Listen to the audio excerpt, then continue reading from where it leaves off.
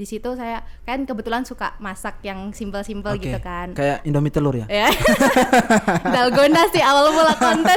Pusatnya pondok yang saya tempatin itu dari berbagai daerah, semuanya tuh ada, dari Sabang sampai Merauke itu mesti ada. Dari Flores ada nggak, Mbak? Insya Allah ada, karena itu merupakan pondok terbesar ya. Satu angkatan saya itu kalau nggak salah, satu SMP, SMA itu kurang lebih 7.000 orang. Wow. Silahkan masuk, Anda di Cerdas Cerita dari Kelas. Selamat datang kembali di Cerdas Cerita dari Kelas. Bersama saya host yang mungkin kalian tunggu-tunggu di Cerdas, Oka Golbertus.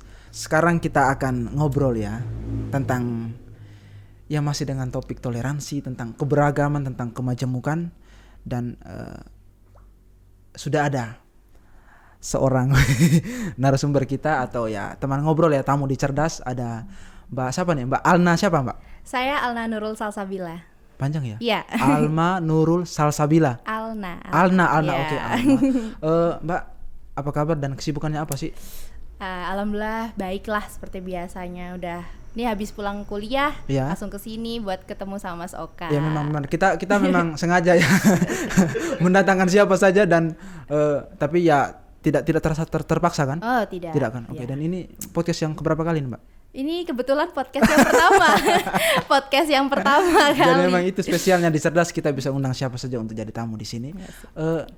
Mbak Alna kuliahnya di mana? Mungkin dijelaskan dulu atau diceritakan kesibukannya apa gitu. Oh ya, kebetulan saya ini kuliah di Akademi Komunikasi Radia Binatama. Oke. Tepatnya untuk jurusannya itu saya mengambil jurusan broadcasting atau penyiaran. Nah, untuk kesibukannya ya seperti biasa kuliah pada umumnya. Akan tapi di luar kuliah itu saya biasa jadi content creator atau jadi talent di sebuah akun Jogja gitu. Wah, ini bahaya nih. Saya tidak tahu kalau ini konten kreator. Oke, tidak apa-apa lah. Kita bisa mengimbangi, tenang. Berarti jadi konten kreator apa sih yang sering bikin konten-konten apa ya, Mbak? Jadi pada awal mulanya saya itu sering buat konten resep masakan gitu, kayak tutorial masak di YouTube. Nah, karena itu kan awal pandemi nih, ngomongin awal pandemi kan gabut ya. Apalagi kayak saya baru mulai kuliah itu tahun 2021, bingung mau ngapain. Akhirnya di situ saya kan kebetulan suka masak yang simpel-simpel gitu kan. Kayak Indomie telur ya? Dalgona sih awal mula konten. Awal mula konten tuh dalgona gitu kan. Mulai dari situ kayak setahun saya aktif di YouTube buat resep. Akhirnya saya mulai kerja di sebuah resto wisata ada di Kalasan.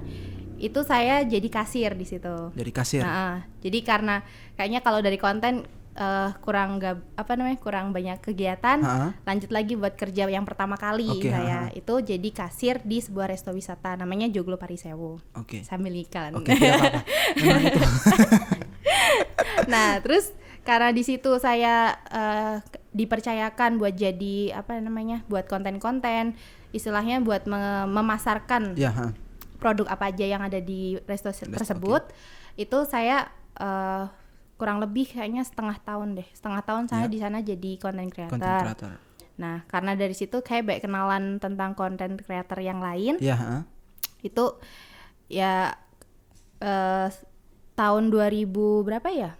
2021 pertengahan itu saya berhenti di resto karena udah kesibukan kuliah. Udah mulai padat. Kebetulan kan saya jurusannya broadcasting, sering liputan. Kayak kalau kerja full time kayak gitu kurang mampu. Akhirnya saya mengundurkan diri. Nah, karena dari relasi yang sebelumnya itu saya diundang buat jadi talent di sebuah akun Jogja gitu. Jadi memang dari kasir terus kemudian sering bikin konten, akhirnya sekarang jadi konten kreator juga ya. Itulah generasi Gen Z apa ya? Generasi milenial ya memang kayak gitu, teman-teman. Jangan heran, terus ini soal apa ya? Mbak Alna ya. Iya. Ini kan wong Jogja ya kan? Wah, masih bisa bahasa Jawa. Pirang tahun ya Mas aku. Walaupun itu ya. Pitung tahun, Mbak. Nang Jogja jadi yo iso-iso. Lumayan ya. Siti situ-situ ya bisa lah. Ya ditanya aja nggak apa-apa, Mas mau nanya aja silakan. Mau nanya apa? Kebetulan saya sebenarnya kurang fasih, sebenarnya jangan-jangan nih saya bisa kalah nih sama Mas Oka nih bahasa Jawa. Terus saya kurang fasih kalau bahasa Jawa. Berarti memang beberapa waktu keluar juga ya waktu itu. Iya betul. Kayaknya di apa ya, SMA atau di SMP-nya keluar katanya ya. Oh, jadi kebetulan karena saya itu dari lahir tuh dari Jogja. Nah, karena kebetulan ibu saya tuh merekomendasikan, "Oh, Kak, kamu kayaknya di pondok aja." Nah, dari SMP itu saya mulai mondok di Klaten. Di Klaten. 3 tahun setelah lulus, gak berhenti sampai situ. Saya lanjut lagi. Mondok lagi. Mondok lagi di Jombang, Jawa Timur. Nah, di situ sampai lulus 3 tahun. Nah, karena saya itu habis mondok itu ada tugas pengabdian buat orang yang udah mondok itu untuk mensosialisasikan apa aja sih yang sudah dipelajari. Ya, benar. Nah, kebetulan saya itu ditugaskan di Boyolali. Nah, habis di Boyolali itu selama hampir 2 tahun lah. Akhir bulan tahun 2019 itu saya selesai, lanjut balik ke Jogja itu tahun 2020. Berarti memang ada pengalaman atau ada apa ya namanya, pengalaman bersekolah gitu ya di pondok ya. Betul. Berarti ini menarik sebenarnya, ini yang harus kita ulik nih. Apa ya, mondok itu kan identik dengan sebuah format pendidikan yang memang digabungkan dengan asrama begitu ya. Betul. Kita mendalami ilmu agama begitu ya dari. Sebenarnya ada pengalaman menarik nggak sih soal mondok ini kan identik dengan pendalaman Muslim, agama Islam ya kayak gitu ya. Ada keberagaman atau ada cerita-cerita soal keberagaman yang pernah Mbak Alna temukan atau rasakan nggak? Iya betul. Jadi awal mula saya mondok di SMP, itu saya sebenarnya istilahnya culture shock ya, karena kan awal mula tuh di SD itu sama orang tua, terus istilahnya dititipkan di asrama, ketemu sama orang baru dan itu asalnya dari mana-mana. Nah, di situ saya mulai belajar. Oh, ternyata kalau misalnya dari berbagai daerah itu bahasanya juga berbeda. Nah, kebetulan pas di Klaten ini saya diwajibkan buat bahasa Jawa. Nah, awal mula saya di Jogja kan nggak kebiasa dengan bahasa Jawa.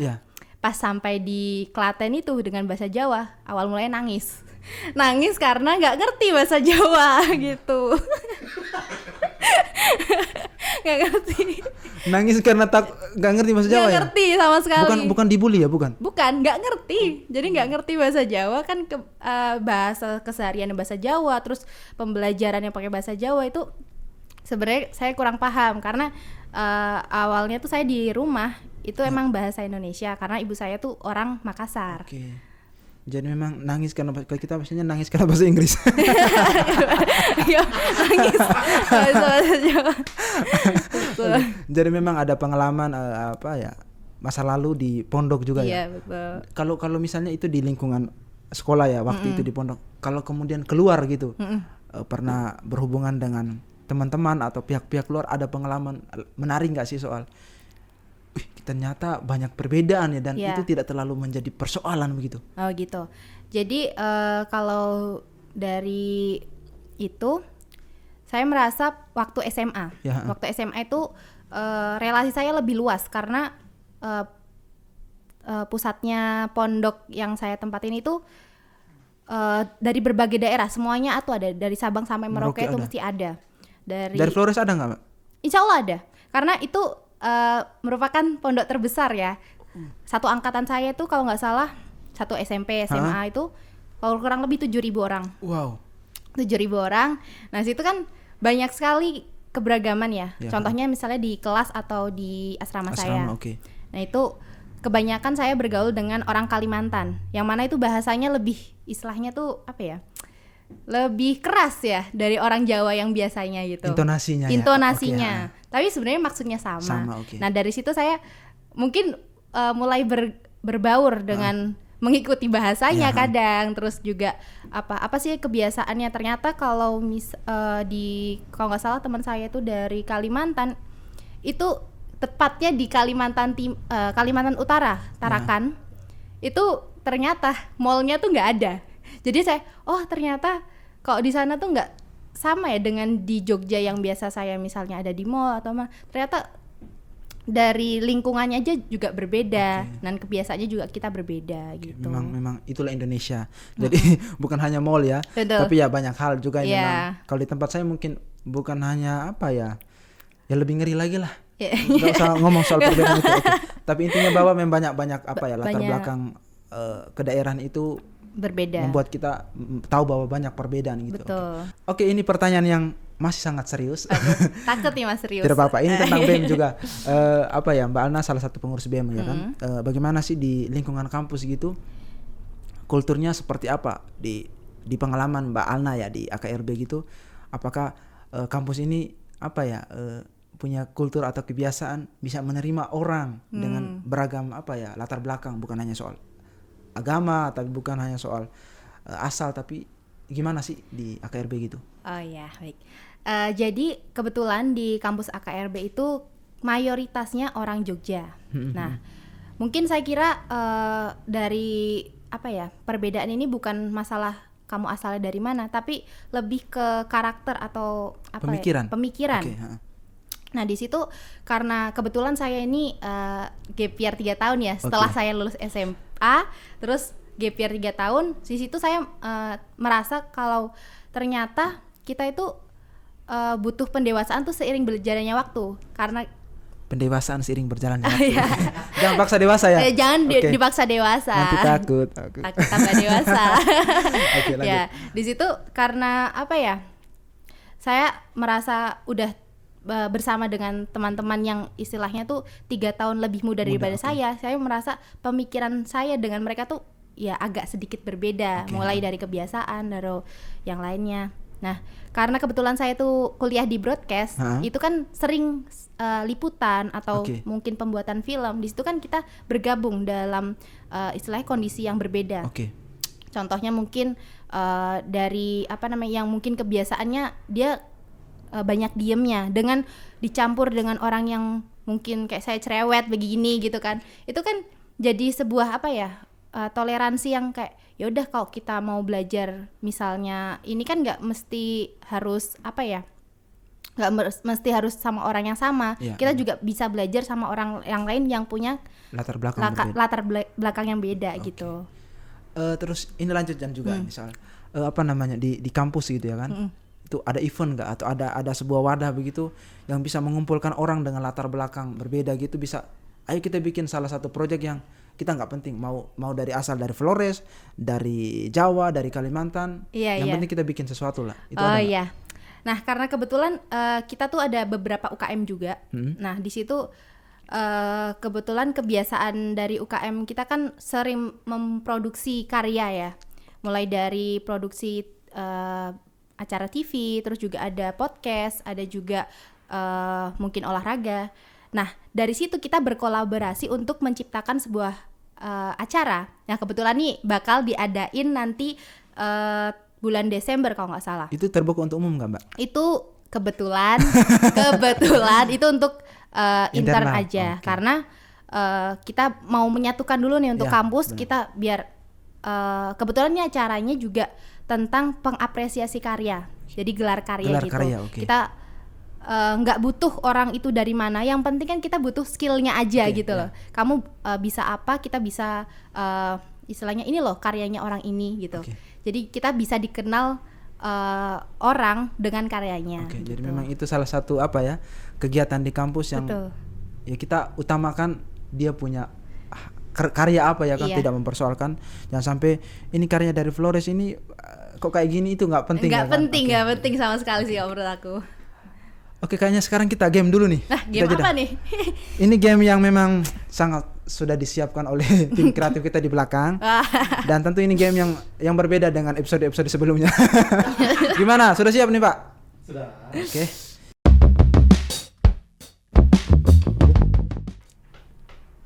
Tak. Woi.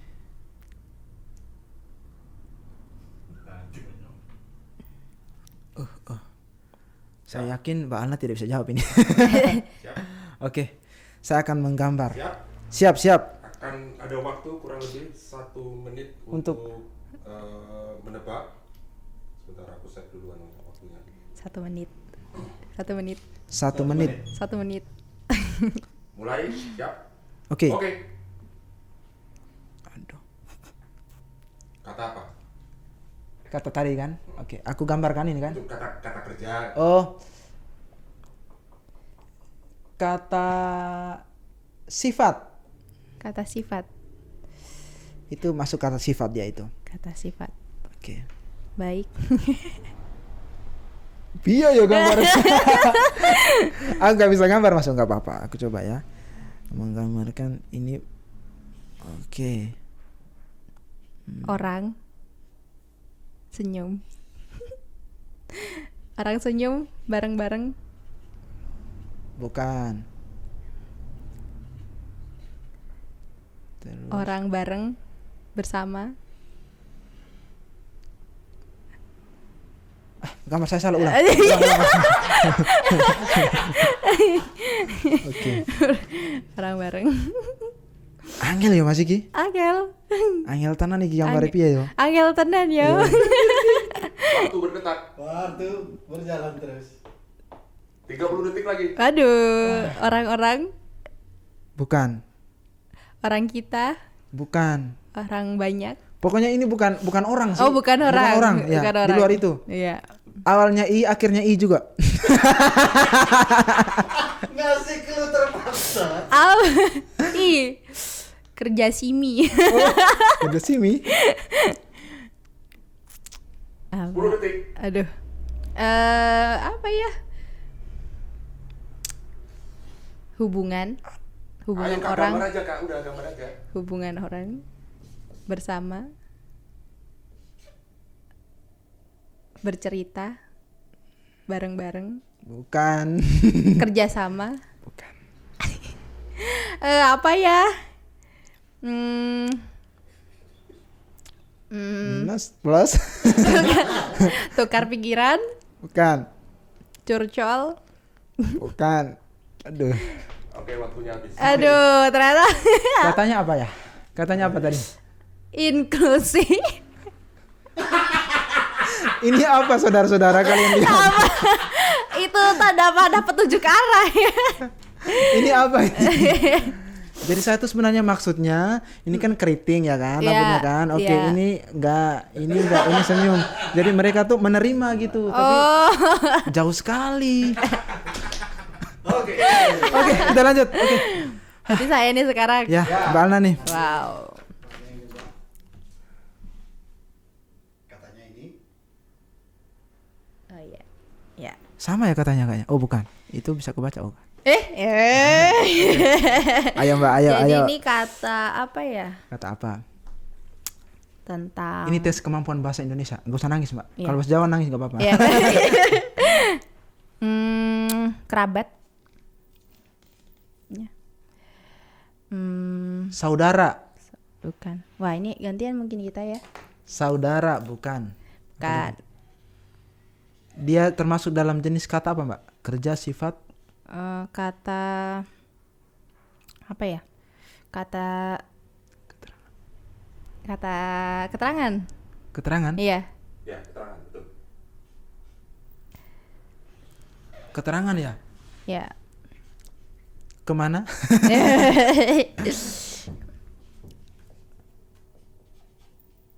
Oh, Mbak Ana gambarnya bagus ya. Aduh. Ya, Tapi yang dinilai kan bukan bagus ya kan? iya. Oke. Yang penting ngerti.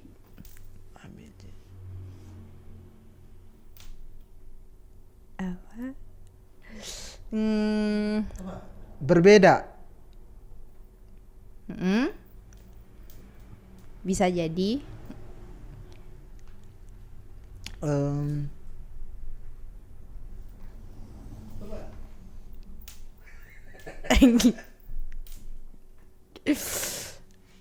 Ini A, B, C. Ya. Pokoknya pasti ada kata perbedaannya ini. Kayaknya. Satu kata saja. Enggak. Bukan. Bukan. Kata keterangan ya? Ya. Keterangan. Apa ya? Iya, apalagi ya? 10 detik lagi. Waduh. Nyerah Mas. Nyerah. Susah ini. Susah. Jadi asalnya relasi. Jadi mungkin yang aku maksud tuh ini si A bisa berteman si B karena si C. Jadi dia bisa berteman dalam satu lingkungan relasi. Wow, bagus banget. Memang ya. Berhubungan. Oke. Dari tidak ada yang menang dan tidak ada yang kalah ya? Ya. Oke. Oke Mbak Alna, ini sesi yang kedua setelah game ya. Oke. Asik. Ini pertanyaan yang tidak terlalu serius dan tidak terlalu susah juga. Ya. Mbak Alna kan salah satu peserta ya di Sekolah Sinau Bhinneka Tunggal Ika. Oh, iya, Oke, betul. beberapa waktu lalu ya kan di Satu Nama.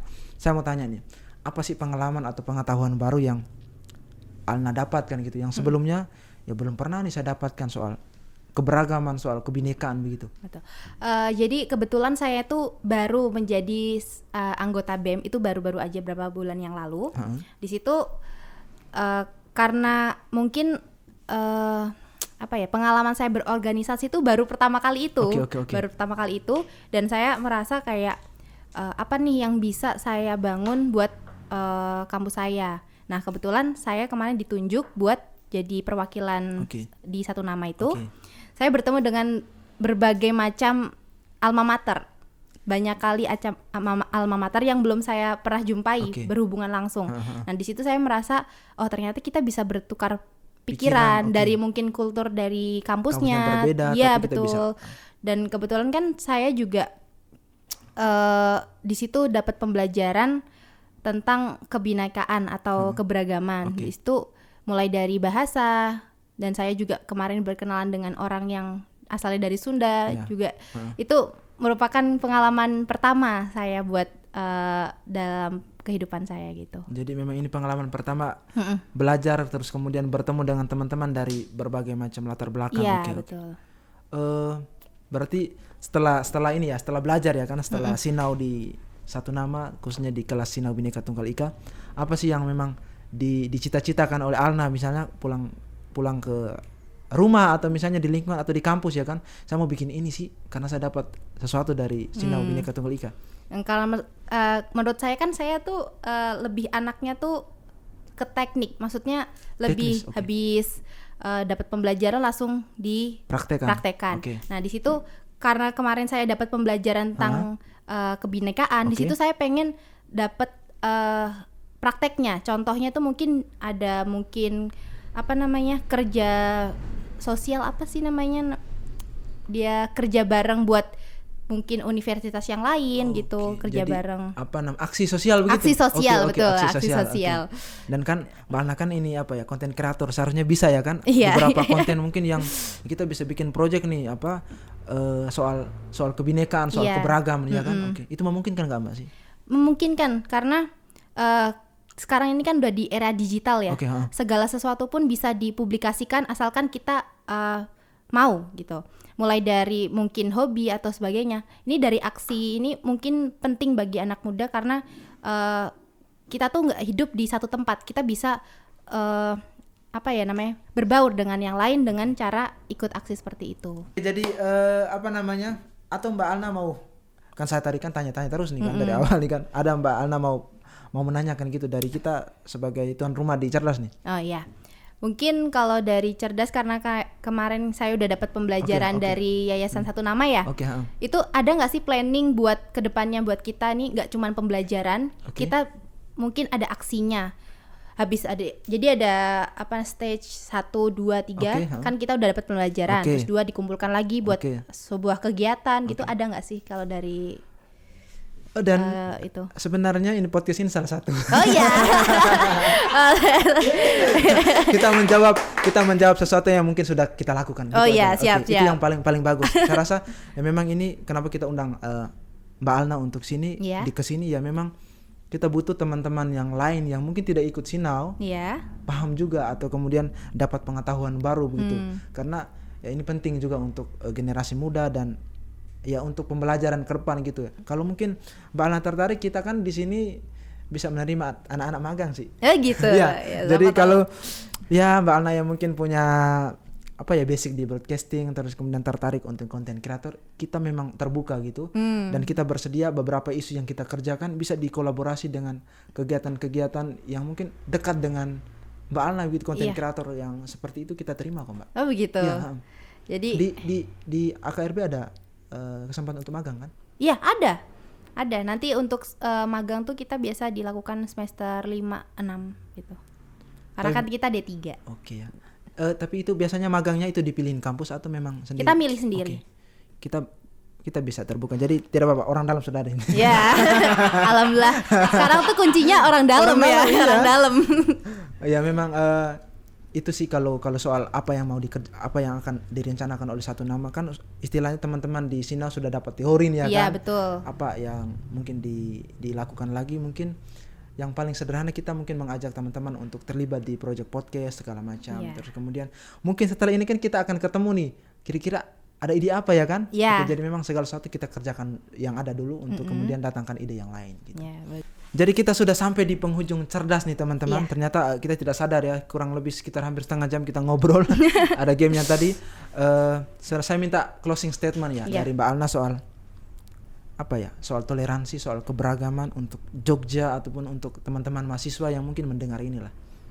Bagi saya keberagaman itu bukanlah hal yang bisa kita nomor duakan karena kita hidup di Indonesia, kita menjadi negara kebineka negara yang berbeda berbeda gitu. Keberagaman tuh terjadi dan istilahnya tuh jangan membeda-bedakan orang dari di mana latar belakang orang tersebut. Yang penting kita bisa bisa bertukar pikiran, kita bisa mengerti apa yang dia butuhkan, kita juga bisa tahu apa yang harus kita lakukan gitu. Jadi keberagaman bukan hal yang harus dinomorduakan gitu. Keberagaman bukan sesuatu yang dipersoalkan ya, gitu ya. Betul. Karena kita lahir ya sudah berbeda. Aku sama Mbak Ana kan udah beda ya. Iya, kan? Kita beda. Gak mungkin dipaksa jadi sama. Oke teman-teman. Saya mungkin coba menyimpulkan ya, saya tidak mencatat nih. Saya menyimpulkan beberapa obrolan penting poin penting ya yang sudah kita bicarakan ya Mbak Alna sebagai seorang anak muda terus ke mahasiswa, konten kreator juga ya kan. Menginginkan ke depan mungkin toleransi itu menjadi sesuatu yang tidak sesuatu yang diperjuangkan ya kan. Perbedaan itu bukan sesuatu yang dipertentangkan dan kemudian tadi soal pengalamannya pernah mondok segala macam dan ternyata Indonesia itu indah ya kan. Betul. Dan yang paling penting juga soal ini ya terobosan ya kan sebagai anak muda dan ya sebenarnya kita bisa bikin project-project yang terkait dengan kebinekaan, terkait dengan toleransi dan itu sangat memungkinkan ya kan untuk kan generasi milenial. Oke teman-teman, terima kasih telah menonton obrolan kita bersama Mbak Alna. Jangan lupa like, komen dan subscribe supaya Anda tidak ketinggalan konten-konten kita berikutnya. Selamat siang Mbak Alna dan terima kasih ya. Sama-sama.